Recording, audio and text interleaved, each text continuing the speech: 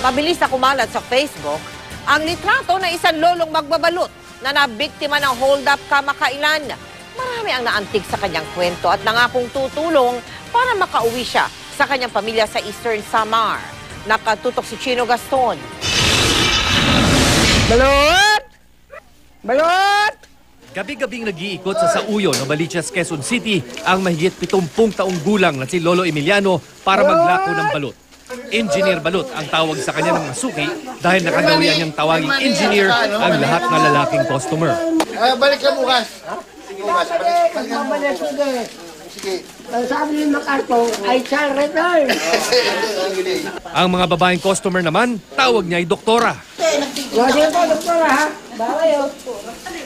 Hindi alintana sa kanyang ngiti at liksi ang hirap na binubuno para kumitan ng may 100 piso bawat gabi.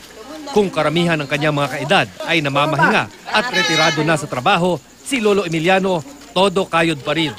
Wala naman daw kasing mag-aalaga sa kanya dahil wala siyang anak at balo na ng higit 20 taon.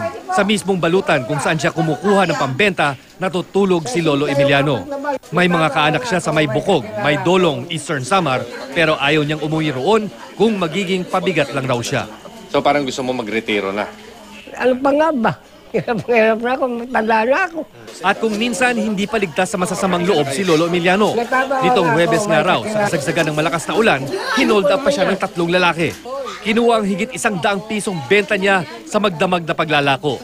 Sa sobrang sama ng loob, paiyak daw niyang ikinuwento ang nangyari sa customer na si Jackie Asistio. Sa sama ng loob dahil nakuha yung benta niya, umiiyak po siya. Sabi niya gusto niya raw po nang umuwi ng Samar kasi naghahanap buhay daw po siya rito, napapagkatuwaan pa. Para daw bago daw po siya mawala ng hininga, maramdaman niya na hindi raw po siya mag-isa.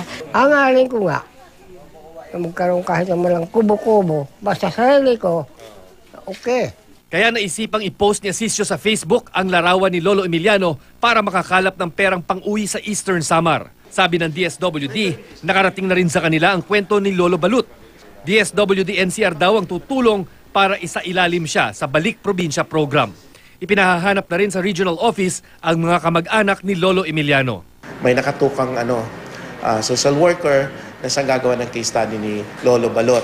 Aalamin natin kung siya ay may anak, may kamag-anak doon na pwedeng sumalo sa kanya kasi meron tayong programa ang DSWD na Balik Probinsya. Sa ngayon, may mga nangako na ng tulong para kay Lolo Emiliano. Chino Gaston, Nakatutok, 24 Oras.